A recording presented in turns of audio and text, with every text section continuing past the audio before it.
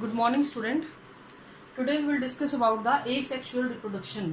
क्योंकि बेटा कल हमने इसके बारे में थोड़ा सा आपको ओवरव्यू दिया था, आज हम इसकी डिटेल में बात करेंगे. तो asexual reproduction क्या होता है बेटा? It is a type of reproduction which is uniparental. Uniparental का मतलब यहाँ पे होता है कि एक सिंगल पेरेंट होगा जिससे एक नई जो प्रोजेनी है वो डेवलप होगी. ठीक है, तो उससे आपको डॉटर सेल मिलती है. इसको हम बोलते हैं एसेक्सुअल रिप्रोडक्शन. यहाँ पे गैमेट्स का फॉर्मेशन नहीं होगा, फ्यूजन ऑफ गैमेट या फर्टिलाइजेशन जिसको आप बोलते हो वो भी नहीं होगा. यहाँ पे जाइगोट का फॉर्मेशन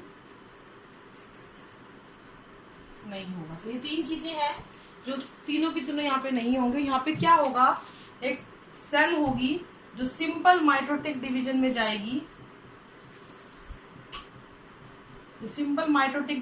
जाएगी, और दो डॉटर सेल के फॉर्मेशन कर लेगी. ठीक है बेटा, तो यहाँ पे जितने भी नंबर ऑफ क्रोमोसोम होते हैं वो एज डॉटर सेल के अंदर भी पाए जाते हैं. इसीलिए यहाँ पे हम लोग ये भी बोल देते हैं कि the offspring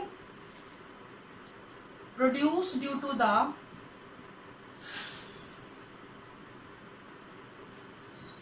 asexual reproduction are clone of their parents. ठीक है, ये क्यों कह देते हैं पेरेंट? ठीक है, या फिर आइडेंटिकल टू ईच अदर, यानी कि अगर दो मैं आपको बता देती हूँ आइडेंटिकल टू ईच अदर कहने का मतलब ये है बेटा कि पेरेंट के जैसे दिखेंगे या फिर आपस में दोनों ऑफस्प्रिंग एक दूसरे के बिल्कुल सेम कॉपी होंगे, कार्बन कॉपी होंगे. तो वो क्यों होता है? क्योंकि जेनेटिक मटेरियल एज सच ये बड़ा इंपॉर्टेंट वर्ड है. एज सच जो है नेक्स्ट जनरेशन में चला जाता है, pass on to next generation.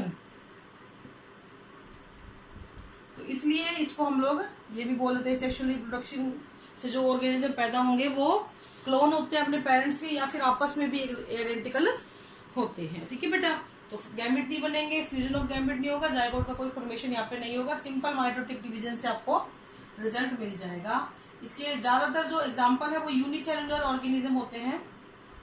Unicellular में आपके आ जाएंगे प्रोटोजोआ, आपकी algae, blue green algae, fungi etcetera. ठीक है, और बहुत से जितने भी यूनिसेलुलर हैं वो सभी का मोड ऑफ रिप्रोडक्शन ये है. अगर कोई हायर ऑर्गेनिज्म है तो वो अनफेवरेबल एनवायरनमेंट के लिए, अनफेवरेबल एनवायरनमेंट को पास ऑन करने के लिए भी इस प्रोसीजर को फॉलो कर देते हैं. ठीक है बेटा, तो this is the sexual reproduction. अब हम बात करेंगे इसके टाइप्स की, कितने टाइप का सेक्सुअल रिप्रोडक्शन पाया जाता है बेटा. तो हमने कल इसका एक फ्लो चार्ट आपको बनवा दिया था, अब हम उसको एक्सप्लेन ही कर देते हैं डायरेक्टली. तो सबसे पहले आता है फिजन. किसी भी सेल का दो हिस्सों में टूट जाना. सेल डिवाइड्स इनटू टू और मोर देन टू सेल. ठीक है, कोई भी सेल जब दो या दो हिस्सों में टूट जाती है, दो या दो से अधिक सेल्स में टूट जाती है, तो इसको हम क्या बोलते हैं बेटा? फिजन बोलते हैं. यहाँ पे दो तरीके का होता है, बाइनरी फिजन और मल्टीपल फिजन. बाइनरी फिजन और मल्टीपल फिजन. बाई का मतलब टू, यानी कि अगर सेल दो हिस्सों में टूटे या दो डॉटर सेल बनाए, और मल्टीपल का मतलब क्या होता है बेटा? मैनी, अगर सेल जो है बहुत सारी सेल्स को फॉर्मेशन करे, एक से बहुत सारी बने. इसके एग्जांपल होते हैं बेटा अमीबा, बहुत इंपॉर्टेंट है ये, बहुत बार पूछा जाता है. Paramecium, Euglena. इसका एग्जांपल है आपके पास प्लाज्मोडियम. ठीक है, जिनका ये मेन मोड ऑफ रिप्रोडक्शन होता है. ठीक है, प्लाज्मोडियम क्या है? ये मलेरिया पैरासाइट है, मलेरिया कॉज करता है. Plasmodium cause malaria. ठीक है, मलेरिया होता है इसकी वजह से. अब हम बात करेंगे किसी एक एग्जांपल की. तो लाइक ये क्या चीज है आपने बनाया हुआ है, इरेगुलर शेप का क्या होता है? अमीबा होता है. ठीक है, तो ये अमीबा जैसे ही मैच्योर होता है ये डिवाइड करने की कोशिश करता है. उस कड़ी के अंदर सबसे पहले इसका न्यूक्लियस जो है वो डिवाइड करना शुरू कर देगा. ठीक है बेटा, फिर क्या होगा, एक कंडीशन ऐसी आएगी जब इसका साइटोप्लाज्म भी डिवाइड करना शुरू कर देगा। तो इस प्रोसेस को हम बोल देते हैं कैरियोकाइनेसिस, और साइटोप्लाज्म जो डिवाइड हो उसको बोलेंगे साइटोकाइनेसिस। और फाइनली आपको 2 डॉटर सेल बनेंगे, equal distribution of the chromosome, equal distribution of genetic material हो जाएगा, 1 से 2 आपको मिल जाते हैं। अगर हम प्लाज्मोडियम की बात करें तो ये एक सेल के अंदर जैसे एक न्यूक्लियस है, फिर 1 से 2 बने, 2 से 4 बने, 4 से 8 बने, 16 बने, इस तरीके से बहुत सारे बन के अपना अपना साइटोप्लाज्म ले लेते हैं। और जैसे ही कंडीशन फेवरेबल आती है, ये स्ट्रक्चर फट जाएगी और सारी सेल क्या हो जाएंगी बेटा, बाहर रिलीज हो जाएंगी और ये एक नया इंडिविजुअल को फॉर्म कर लेगा। तो इस तरीके से बाइनरी फिजन और मल्टीपल फिजन परफॉर्म किया जाता है। ये अमीबा का एग्जांपल है बेटा, ये प्लाज्मोडियम का एग्जांपल है। ठीक है, हालांकि अमीबा भी करता है multiple fission under the unfavourable environment. उस केस में ये क्या करता है, ये अपने अमीबा जो है गोल हो जाता है और अपने चारों तरफ एक मोटी लेयर बना लेता है, इसको हम बोलते हैं सिस्ट। और बाकी प्रोसीजर फिर यही वाला चलता है, बहुत सारे न्यूक्लियस बनेंगे, मल्टी न्यूक्लिएटेड हो जाएगा, फाइनली सारे न्यूक्लियस को बाहर रिलीज कर दिया जाएगा। ठीक है बेटा, अब हम बात करेंगे फीजन के बाद जो आपका नेक्स्ट आता है फ्रेगमेंटेशन।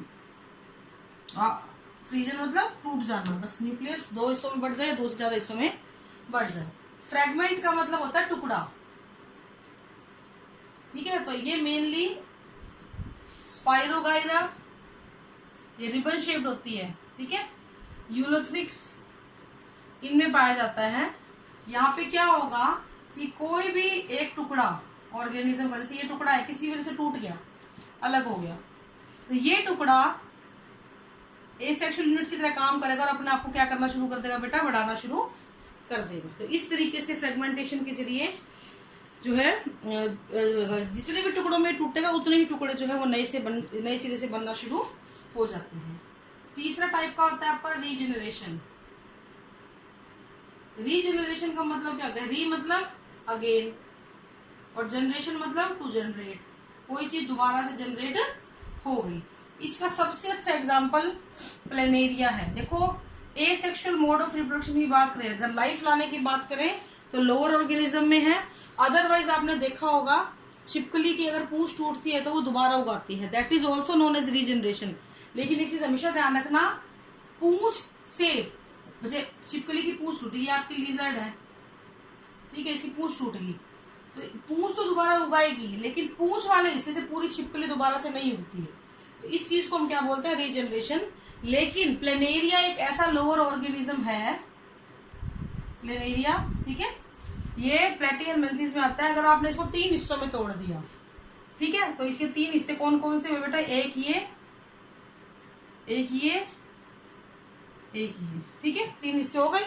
तो हर एक हिस्सा एक पूरे प्लेनेरिया को डेवलप कर लेगा, तो इसको हम बोलेंगे बेटा रीजनरेशन। अगेन अपने आप को रीजनरेट कर लेना, यानी कि ये कॉमन है लोअर प्लांट्स में, एल्गी में, कुछ हाइड्रा में, इनमें सब में ये चीज पाई जाती है, जिसमें ऑर्गेनिज्म जो है अपने आपके हर एक टुकड़े से नया ऑर्गेनिज्म डेवलप कर लेता है। तो ये आपके 3 हो गए, binary fission, fragmentation, sorry fission, fragmentation and regeneration. इसके बाद हम बात करेंगे बडिंग की। बडिंग का मतलब क्या होता है बेटा, बड बनना। बडिंग मतलब कोई बड मतलब कली, आउट ग्रोथ, यानी out growth of the organism. तो कोई भी ऑर्गेनिज्म के ऊपर एक आउट ग्रोथ या उभार सा डेवलप हो जाता है, और वो उभार जो होता है वो धीरे धीरे बड़ा होगा, मेच्योर होगा, डिटैच होकर एक नए ऑर्गेनिज्म को डेवलप कर लेगा। तो इसके सबसे कॉमन एग्जांपल जो हमारे सिलेबस में है वो हाइड्रा और यीस्ट का है। ठीक है, हाइड्रा का मैं बता रही हूँ आपको, जैसे ये है हाइड्रा, ये इसके टेंटिकल्स होते हैं, इस तरीके से एक छोटा सा उभार बनता है। ठीक है बेटा, अब धीरे धीरे ये उभार क्या करेगा, अपने आप को बड़ा करना शुरू कर देगा, फाइनली डिटैच होकर इससे अलग हो जाएगा। तो इस तरीके से आपको 2 हाइड्रा मिल जाएंगे। ये हो गया आपका बडिंग इन हाइड्रा। अगर आए बडिंग इन ईस्ट, और बेटा ये बहुत इंपॉर्टेंट है, इतनी बार आता है जिसकी कोई हद नहीं है, सबसे इंपॉर्टेंट है ये वाला बडिंग इन ईस्ट। ईस्ट क्या होती है, यूनिसेलुलर एल्गी है, ठीक है, सबसे पहले इसका न्यूक्लियस डिवाइड करेगा, ऐसे डिवाइड करना शुरू करेगा और एक हल्का सा बार बनेगा। अगली बार न्यूक्लियस हो गए, तो इस तरीके से नई नई चीजें, नए नए उबार बनते रहेंगे। फाइनली ये सारे अलग हो जाएंगे और एक नई ईस्ट को फॉर्म कर देंगे। तो इस तरीके से बडिंग स्टार्ट होती है। तो ये ध्यान रखना है आपने, ये बडिंग इन ईस्ट है, ये बडिंग इन हाइड्रा है। ठीक है बेटा, तो ये आपके 4 रिप्रोडक्शन इसमें हो गए हैं। बाकी स्पोर फॉर्मेशन और वेजिटेटिव प्रोपेगेशन वो हम बात करेंगे कल। ये आज के लिए इतना ही है। Thank you, have a nice day.